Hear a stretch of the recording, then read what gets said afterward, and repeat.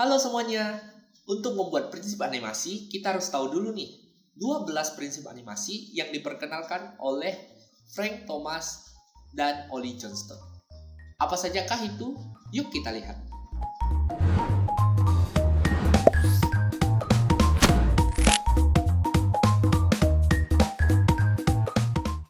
Prinsip yang pertama adalah squash and stretch. Prinsip ini menyatakan bahwa objek yang dianimasikan akan menjadi lebih panjang dan lebih lebar untuk menyesuaikan kecepatan, momentum, berat, dan massa. Berikut adalah pantulan bola dengan prinsip ini. Dan yang ini tanpa squash and stretch. Kelihatan bedanya? Ukuran panjang dapat membuat kita mengetahui bentuk objeknya. Semakin panjang tarikannya, semakin lembut objeknya. Semakin pendek tarikannya, semakin keras objeknya. Yang pertama kelihatan seperti balon air, sementara yang kedua mungkin bola bowling. Prinsip ini juga berlaku untuk karakter. Coba lihat cara orang ini menurunkan kecepatannya. Dia meregangkan tubuhnya, kemudian merapatkan tubuhnya setelah mendarat, sebelum akhirnya dia menetap pada pose sebenarnya. Sangat penting untuk menjaga volume objek agar tetap konsisten. Kesalahan yang sering dilakukan adalah memanjangkan bola seperti ini, kemudian melebarkan seperti ini. Jangan, rata-rata volume bola harus tetap sama. Jadi ketika bola memanjang, juga harus menyempit. Ketika bola melebar, juga harus tipis.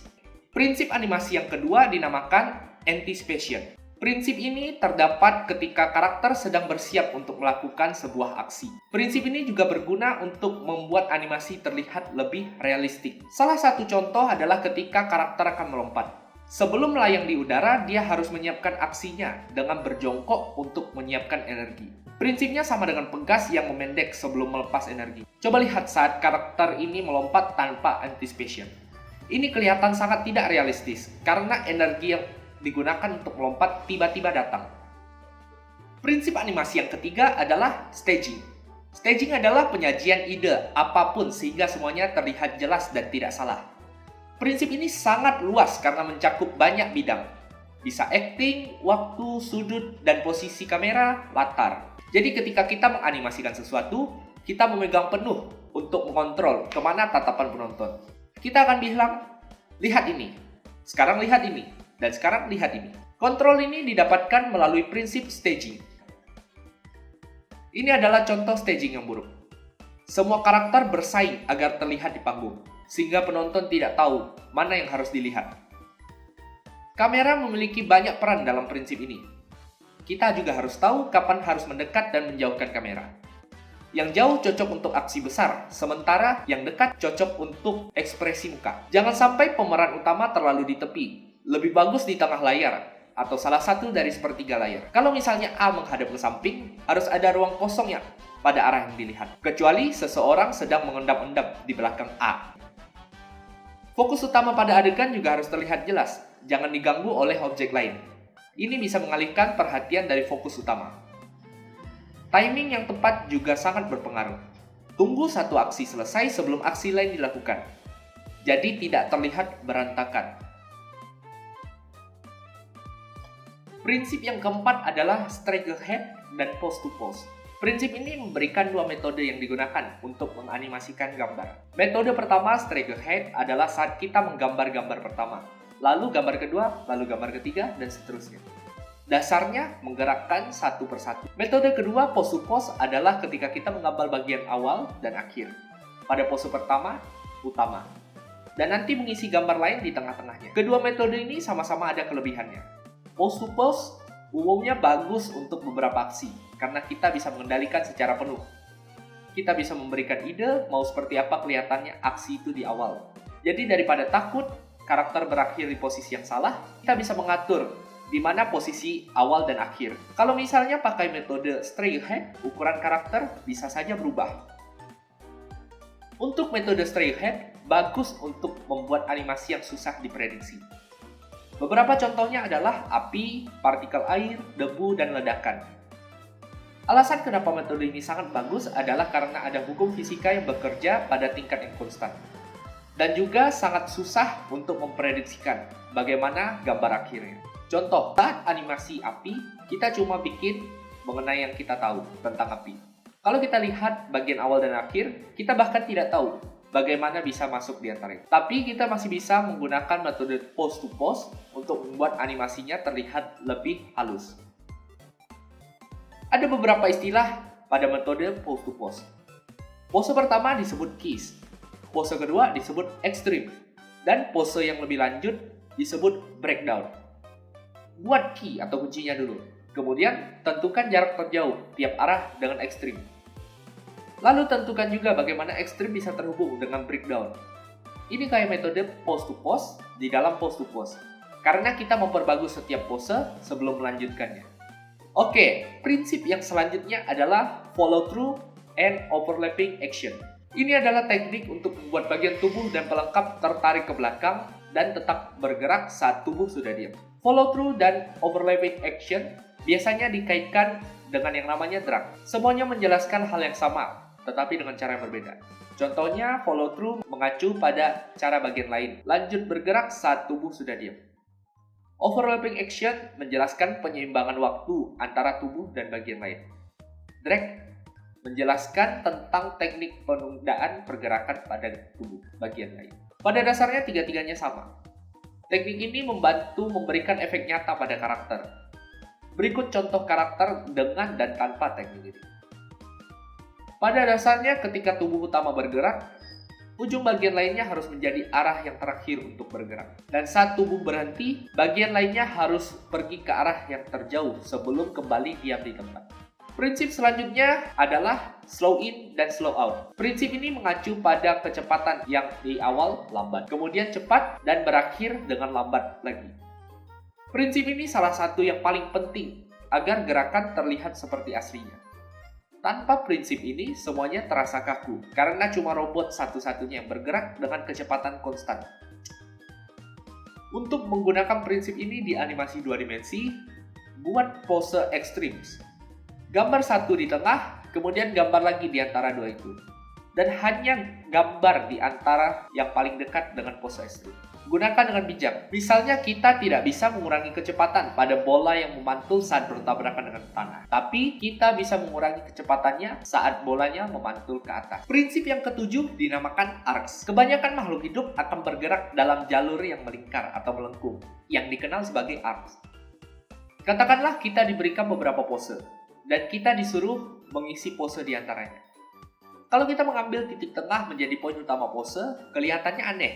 Karena ini terlihat sangat kaku. Bolanya harus mengikuti prinsip arc. Tentu saja kita harus memperhatikan slow in dan slow out yang dipengaruhi oleh gravitasi. Kesalahan bisa saja terjadi kalau lupa menerapkan prinsip ini. Contohnya, kita bisa in between pergerakannya dengan menghitung titik tengah seperti ini. Bentuk dari objek bisa saja jadi mengecil. Gambar saja lengkungan simple sebagai referensi untuk membuat terlihat realistik dan juga lebih mudah. Prinsip selanjutnya adalah secondary action. Secondary action adalah gerakan atau gestur yang mendukung aksi utama untuk menambah kesan lebih banyak. Katakanlah ada karakter yang akan mengetuk. Secondary action pada tangan yang lain akan memberitahu jenis mengetuk pintu. Tangan yang mengepal membuat dia terlihat marah. Kalau halus, memberikan kesan anggun dan gembira. Kalau tangannya ditekuk lalu kepalanya menoleh ke samping kiri kanan sebelum mengetuk, berarti dia tidak mau diketahui. Coba kita tambahkan secondary action pada animasi. Pertama, buat dia menjilat bibirnya untuk menunjukkan dia lapar. Lalu buat dia menutup matanya dan menaikkan alisnya, menunjukkan bahwa dia menyukai burger ini. Terakhir, bikin dia menggelengkan kepala karena dia tidak bisa percaya betapa enak rasanya. Primary actionnya adalah menggigit. Tapi dengan menambahkan secondary action, kita bisa menambahkan kesan yang mendukung gigitannya itu. Prinsip yang selanjutnya adalah timing. Prinsip ini menyatakan bahwa kepribadian dan sifat animasi sangat dipengaruhi oleh jumlah frame yang disisipkan di antara aksi utama. Maksudnya kalau punya setiap gambar yang banyak yang sangat dekat dengan dua pose utama, aksinya akan sangat lambat. Kalau gambarnya sedikit dan jauh dari yang lainnya, aksinya akan sangat cepat. Gambar yang sedikit berarti cepat, kalau banyak berarti lambat. Frame rate di film biasanya 24 frame per second. Kalau tiap satu gambar dibuat setiap frame, ini namanya on one. Kalau satu gambar untuk 2 frame, namanya on twos. Dan setiap 3 frame, namanya on threes. Dan seterusnya. Prinsip yang selanjutnya adalah exaggeration. Intinya, setiap aksi, pose, dan ekspresi bisa dibikin lebih untuk memberikan dampak atau kesan kepada penonton. Waktu itu animator Disney bingung karena Walt menyuruh mereka untuk memberikan efek yang lebih nyata. Tapi ketika mereka menggantinya, Walt kurang suka dengan hasilnya karena masih kurang kesannya. Menambahkan efek ini bukan berarti proporsinya dibikin lebih nyata, tapi lebih kepada cara membuat esensi dari tindakan ini kelihatan lebih nyata. Kalau misalnya karakter lagi sedih, bikin dia lebih sedih. Senang, bikin dia lebih senang. Kalau takut, bikin dia lebih terlihat takut. Kalau gila, bikin dia terlihat lebih gila. Efek ini bukan berarti membuat seseorang atau karakter lebih menyimpang, tapi lebih meyakinkan. Yang menariknya adalah kita selalu bisa memberikan efek exaggeration. Animasi ini sudah bagus kan? Tapi kita masih bisa menambahkan beberapa efek. Nah, kalau kita bandingkan, yang pertama pukulannya kurang kuat, meskipun tadi kita lihat sudah bagus. Prinsip selanjutnya dinamakan solid drawing. Kita harus memastikan bahwa yang kita gambar terasa seperti dua dimensi, dengan unsur volume, berat, dan keseimbangan.